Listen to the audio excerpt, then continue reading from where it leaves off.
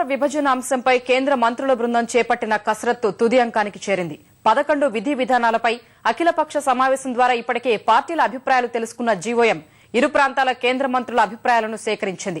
CWC నిర్ణయం ప్రకారం ఆంక్షలు లేని హైదరాబాద్ తో కూడిన 10 జిల్లాల తెలంగాణ కావాలని ఆ ప్రాంత మంత్రులు కోరారు.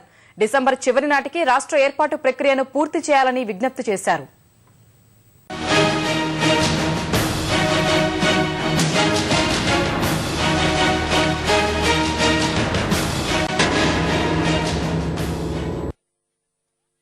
డిసెంబర్ చివరికల్లా తెలంగాణ ఏర్పాటు ప్రక్రియ పూర్తి చేయాలని తెలంగాణ ప్రాంత కేంద్ర మంత్రులు జీవోఎంను కోరారు. ప్రత్యేక రాష్ట్ర ఏర్పాటు విధి విధానాలపై 12 పేజీల నివేదిక ఇచ్చిన అమాత్యులు విధి విధానాలు ఖరారయ్యే వరకు దాన్ని బయటపెట్టబోమని చెప్పారు. విభజన విషయంలో హైదరాబాద్ రాజధానిగా పెట్టడమే పెద్ద మినహాయింపని కేంద్ర మంత్రి జైపాల్ రెడ్డి భేటీ తర్వాత వ్యాఖ్యానించారు.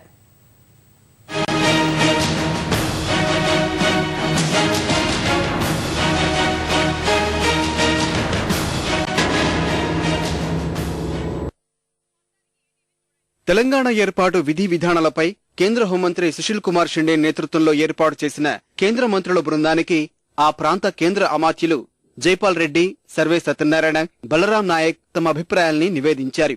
జైపాల్ రెడ్డి అరగంట, సర్వే సత్యనారాయణ పావుగంట పాటు వాదనలు వినిపించారు. మొత్తం 12 పుటల నివేదిక అందించామని భేటీ తర్వాత తెలిపిన జైపాల్ రెడ్డి జీవోఎం విధానపరమైన నిర్ణయాలు తీసుకునే వరకు దాన్ని బహిర్గతం చేయబోమని చెప్పారు.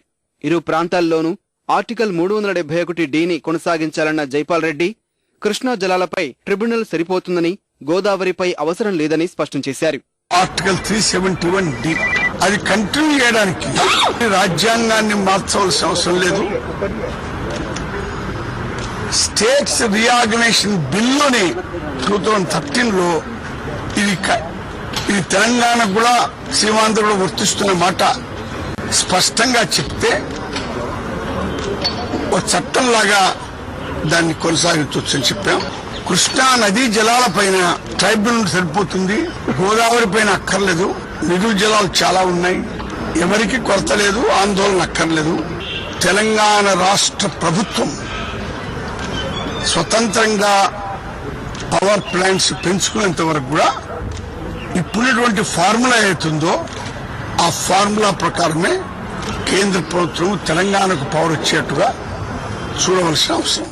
భేటీలో హైదరాబాద్ ఆదాయ పంపకంపై చర్చకు రాలేదన్న జైపాల్ రెడ్డి భాగ్యనగరాన్ని ఉమ్మడి రాజధానిగా కొనసాగించడమే పెద్ద మినహాయింపని అభిప్రాయపడ్డారు. హైదరాబాద్ పైన ఈ కృత్రిమైన ఆంక్షల వల్ల ప్రయోజనం లేదని చెప్పాను. హైదరాబాదు కామన్ క్యాపిటల్ గా 10 సంవత్సరాలు పెట్టడమే చరిత్రలో అపూర్వం. ఇంతవరకు ఈ 65 సంవత్సరాల్లో ఎన్నో రాష్ట్రాలు ఏర్పడినా కూడా ఇది ఎప్పుడు జరగలేదు. బాంబే స్టేట్ డివైడ్ అయినప్పుడు బాంబే కామన్ క్యాపిటల్ కాలేదు, యూనియన్ టెరిటరీ కాలేదు. మద్రాస్ స్టేట్ డివైడ్ అయ్యి ఆంధ్ర స్టేట్ అయినప్పుడు చెన్నై కామన్ క్యాపిటల్ కాలేదు. మొట్టమొదటిసారిగా భారతదేశంలో ఒక కొత్త సంప్రదాయాన్ని ప్రవేశపెట్టాం. హైదరాబాద్ నగరము కామన్ క్యాపిటల్ గా పెట్టాము. అంతకంటే పెద్ద కన్సెషన్ ఉండదని నా అభిప్రాయం. హైదరాబాద్ నగరానికి చెందిన రెవెన్యూ షేర్ ఈ 10 సంవత్సరాలు పంచుతారనే వార్తల మీద మీరు మాట్లాడారు. మీకు వాళ్ళు సూత్రప్రాయంగా ఇది సాధ్యం కాదు, రాజ్యాంగ పరంగా కూడా ఇది సాధ్యం కాదు. అన్ని జాతీయ, ప్రాంతీయ పార్టీల్ని సంప్రదించాకే తెలంగాణ ఏర్పాటుకు అనుకూలంగా కాంగ్రెస్ నిర్ణయం తీసుకుందన్న జైపాల్ వచ్చే సార్వత్రిక ఎన్నికలు ఒకే రాష్ట్రంలో జరిగే పరిస్థితి లేదని పునరుద్ఘాటించారు.